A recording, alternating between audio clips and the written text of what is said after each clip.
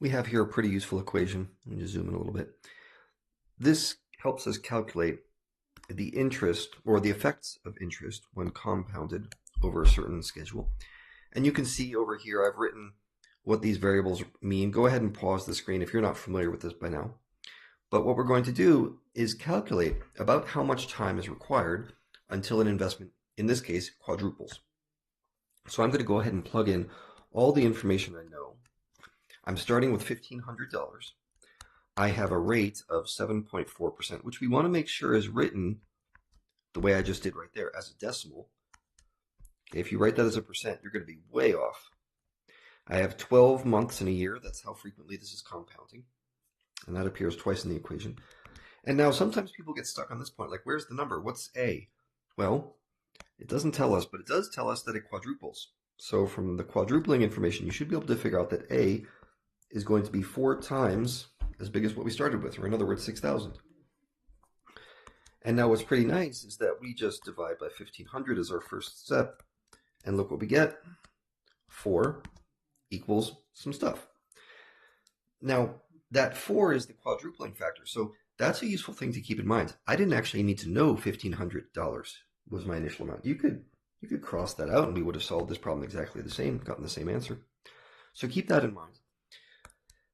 Keep going, and we're going to find that the inside of this parentheses is something like 1.0061666 with a bunch of 6's, and there's my equation. So now I have to figure out what t is.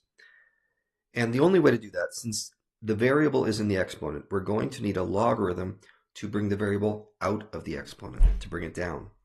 So I'm going to choose the natural log of each side. Got the ln on the left and the ln on the right. And it looks kind of ugly because these things often are. Okay, now we're going to have to remember the power rule and how this exponent is going to basically just get yoinked down in front of the logarithm like a little coefficient.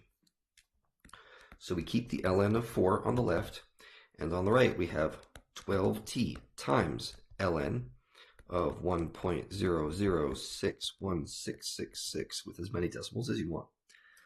And now to isolate t, to get t by itself, we just need to divide by everything that's multiplied by t. So in other words, 12 and natural log of 1.0061666 on each side. So 12 natural log of 1.0061666. So you'll want to be careful with your parentheses. I'm being a little casual here as I write this. But you want to be careful with your parentheses and how you're typing this into a calculator. Otherwise, you're going to get this wrong. So make sure in your calculator you have those parentheses clearly marked, like I just put right there. And when I put this in here, what I get is 18.79, which because this thing was written in years to begin with, that means 18.79 years, which is not unreasonable. I mean, we're talking about quadrupling an investment. That's a pretty good return, so you'll have to wait a little while.